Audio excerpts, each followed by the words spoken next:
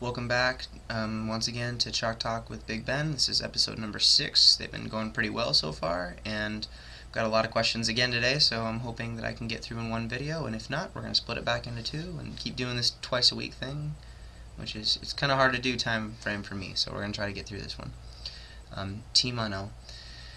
What do you think are the most important things to consider when selecting a meet to compete in, or even a federation? For me personally, I base most of my meets off of time frame.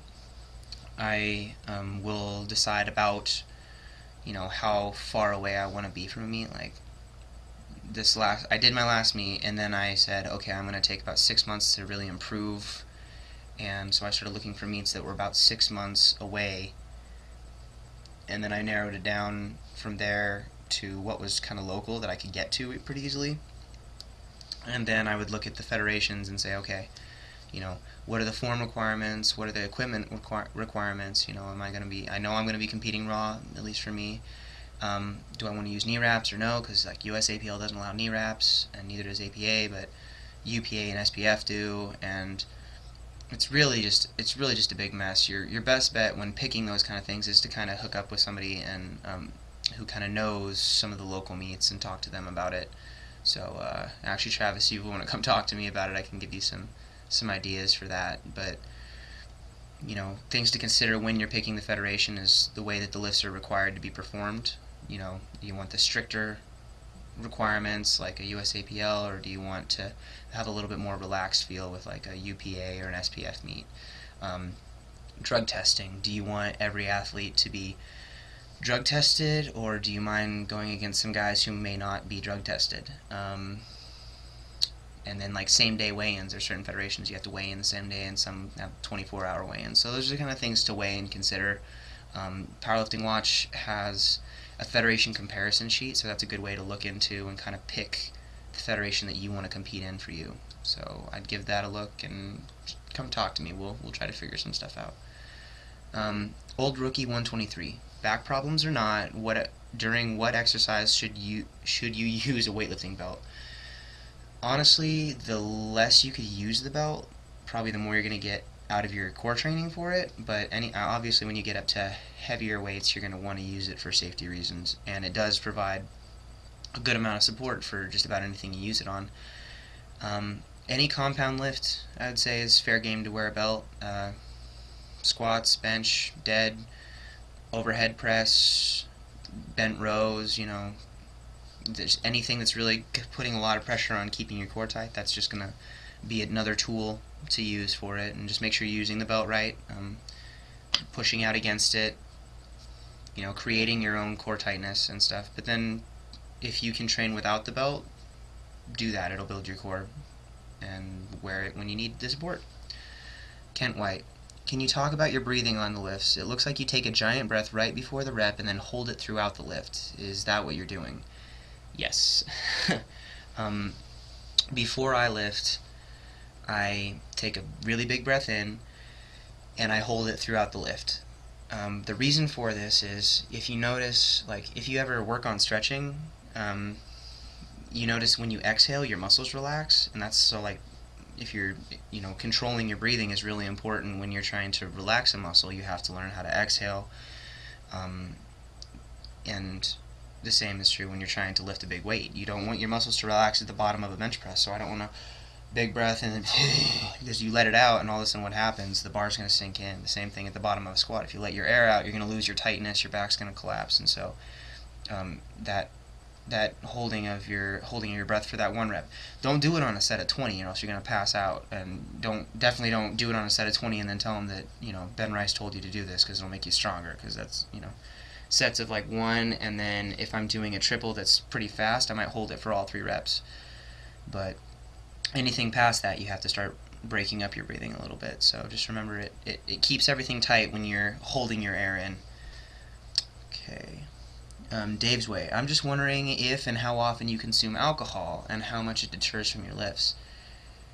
Well, I'm gonna come out and say it. I don't drink at all. I'm 22 years old and I've never had a drink in my life, and that's just a choice I made that Personally, I don't really see the I don't see the draw, and I know some people do. I know that I have friends who are who lift and are very successful in lifting, and they drink occasionally. I think that if you're, drinking to excess, that's really hurting your gains. But if you drink responsibly, it's something you could totally do and still make good gains.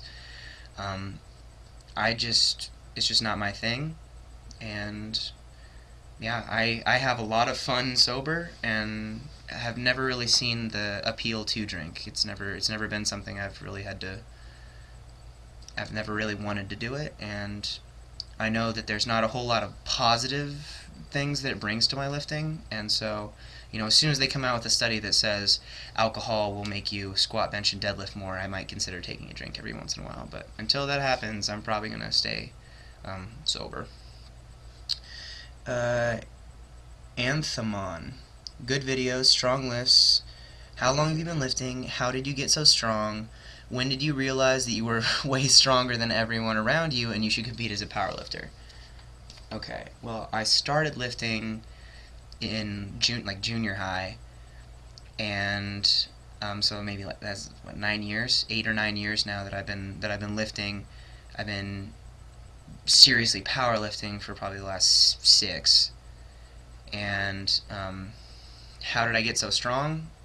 I watched what I ate, and I worked my butt off every day in the gym, and I trained really hard, and I was focused, and I cut out the things in my life that were deterring from it, and so I really just pushed everything I could to get better. And I started powerlifting before I was stronger than everyone else around me, and I was, I think I talked about it earlier. My first meet, I took 7th out of 8, and I got beat really bad by everyone. And one of the reasons that I was so committed to improving was because I started out so bad at it. There were a lot of guys who started that were a lot better than I was, and they were really content with how good they were, and they never really got better. And I just had been improving for that entire 9 years that I've been training. So that's when I decided I wanted to be a powerlifter, and then I made the decision to be a really good powerlifter, and it just took a long time, but it's finally starting to happen. So hopefully it can keep happening. Okay, Mr. Ben 88.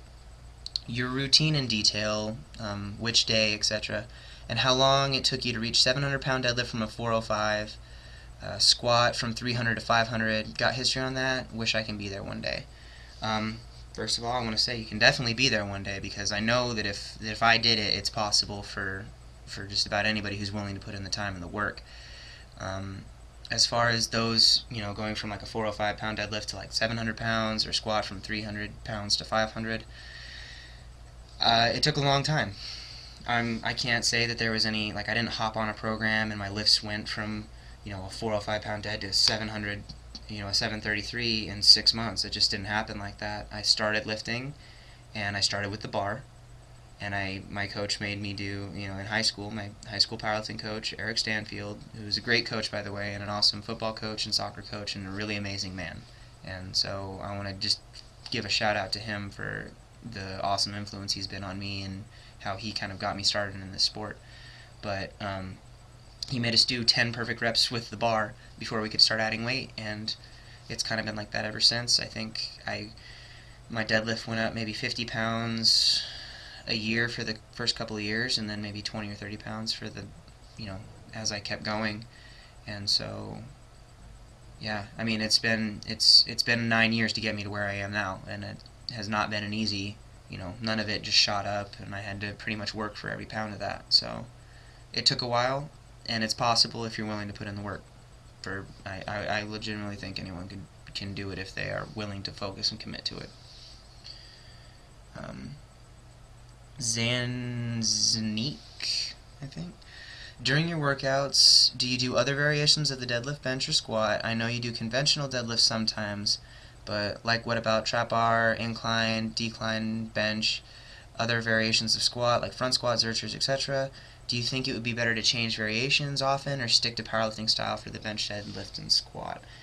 For me personally, I seem to get more from training the lifts as they're done.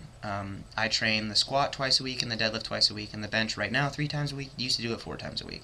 I've had the best results doing that, and it's not really variations. I mean, occasionally I'll do different things.